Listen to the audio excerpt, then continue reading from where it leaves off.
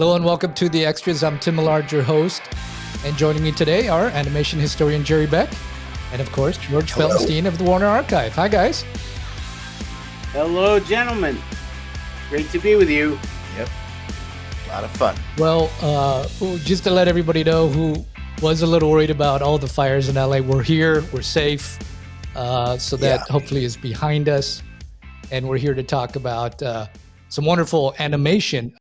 And I thought, Jerry, that we'd start off talking about the highly anticipated release of Wait Till Your Father Gets Home, the complete animated series, which aired between 1972 and 74. This is a very funny sitcom. And even though the topics are from the 70s, the generation gap conflict, and many of the social issues, I thought, actually are pretty relevant still when you're watching it. And it's really deftly handled by the writers. I thought the writing was fantastic. George, did they actually hire sitcom writers for this?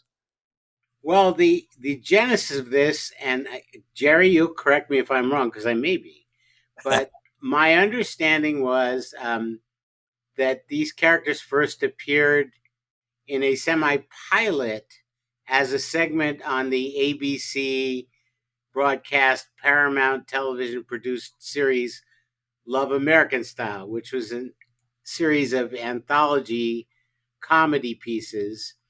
And my understanding was they filmed it live action and animated.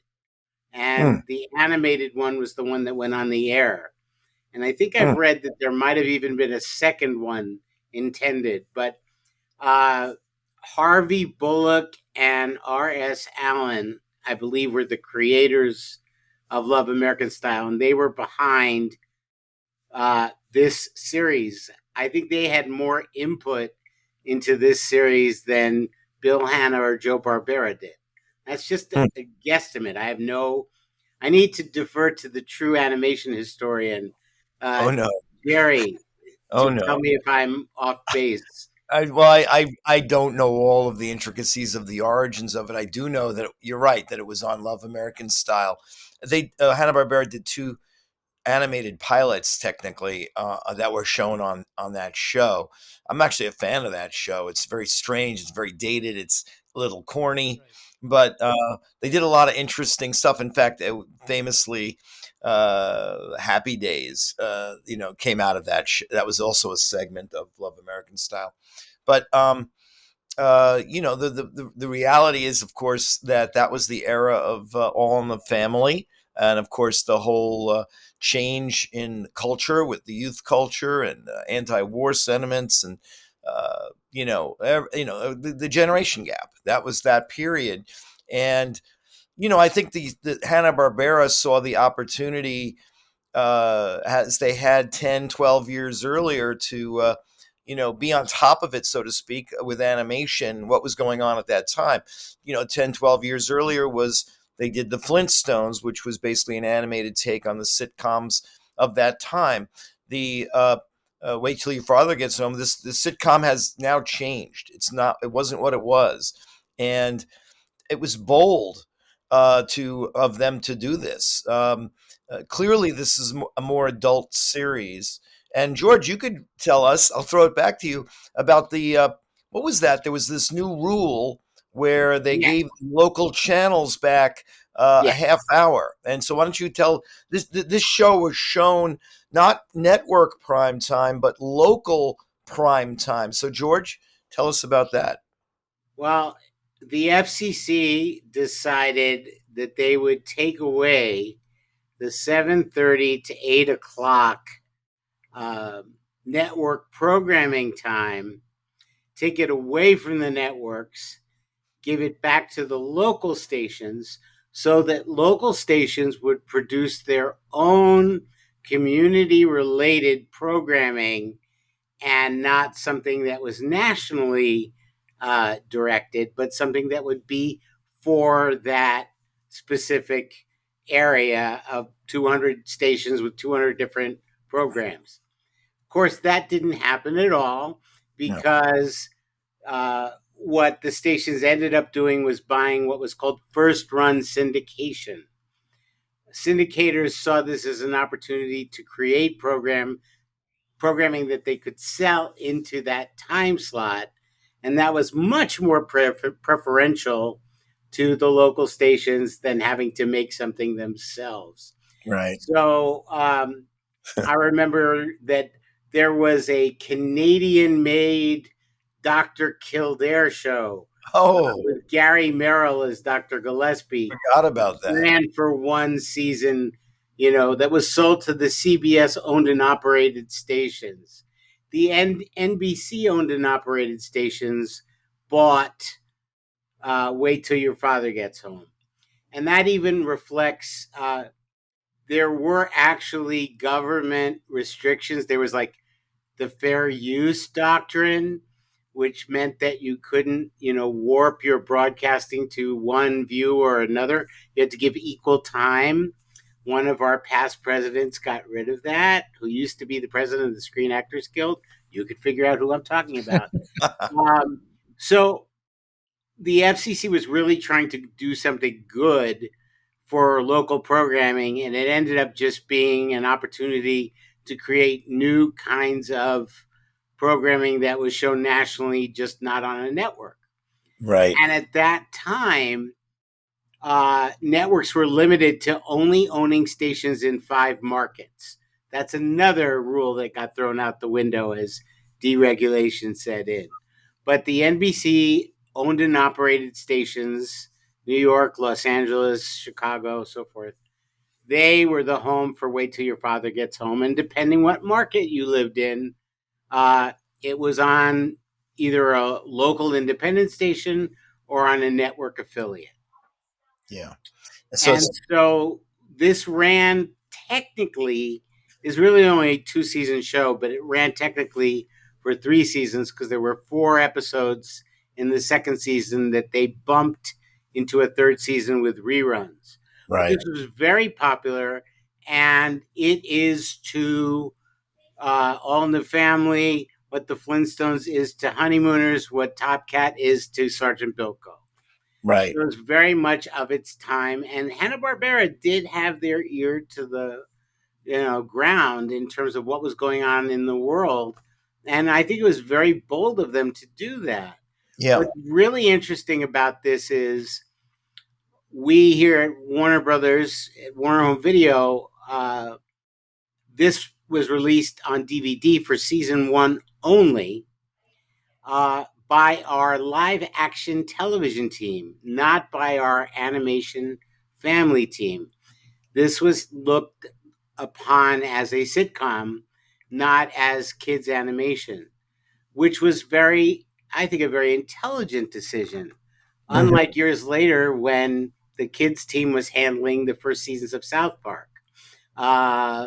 South Park rights went to Paramount shortly thereafter when we sold our half interest in Comedy Central as a byproduct of the lovely AOL years. However, this is very much adult oriented. The animation is very limited. It's almost barely there. It was the most modest animation that they could come up with. And the budgets obviously reflected that. But the emphasis was on the writing, the comedy, and the voice acting.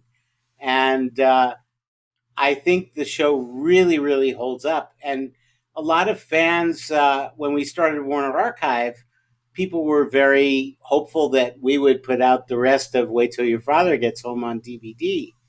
That never happened, but there were some clearances and various other issues that had to be sorted out. So now we're able to do the whole series on Blu-ray. And I do want to bring up something specific to the Blu-ray release. The Blu-ray release was supposed to contain on it 2 legacy special features that had been on the DVD. And it was missed in QC that they weren't included. So a replacement disc 6 is already in production. I think it should be ready in about a week. And we will be providing through various channels an email address where people will be able to basically order that disc 6 at no cost to them, and it will be sent as a replacement. So I just wanted to get that out there. We were made aware of the problem right away, and initial product had been built. That was shipped out. It was already 2 months delayed because we had said it was going to be a November release. And I've spoken ad nauseum on the extras here about the problems we faced, certainly in the last year, with replication delays and our schedule not really being able to be adhered to as often as we'd like. We're still working very hard to try to make changes in that regard, so the consumer can get what they want when they expect it. And so keep your eyes open, check your favorite disc enthusiast website forum for updates on where to request a replacement disc 6 on this set. I also wanted to talk about the quality. These are all new 4K masters from the original negatives, but there is a very distinct difference in quality, especially in season 2.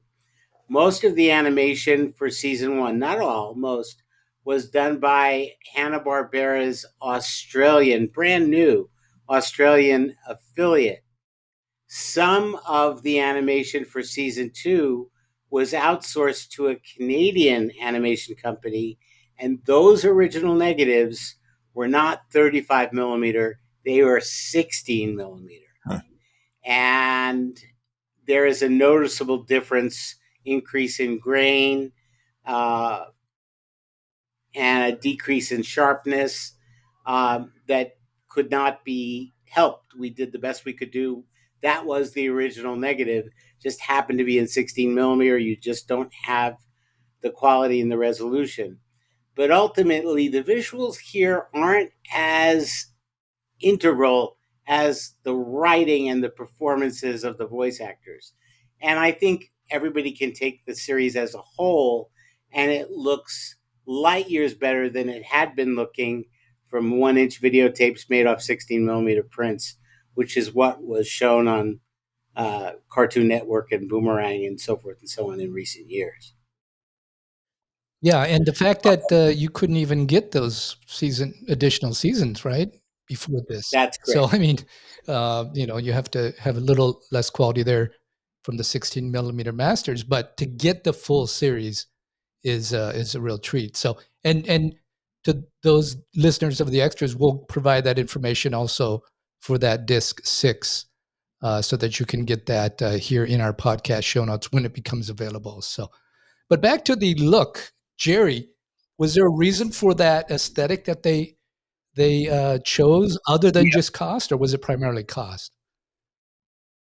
Well, it seems like you'd think it would be cost, but I think it wasn't. I think they didn't want to be, what's the right word here? They didn't really want it to feel like the regular house design of Hanna-Barbera. So what they did was they actually went to a Playboy cartoonist named Marty Murphy, and it was a completely different design aesthetic. And I think he worked on some of the later Hanna-Barbera shows. He might have worked on Hong Kong Phooey, I think, but this was his baby. And actually, so it has a different feel to it. It's in quote unquote a more adult feel to it. As you said before, the writing is sharp. It's totally aimed at adults. It's not a Saturday morning show.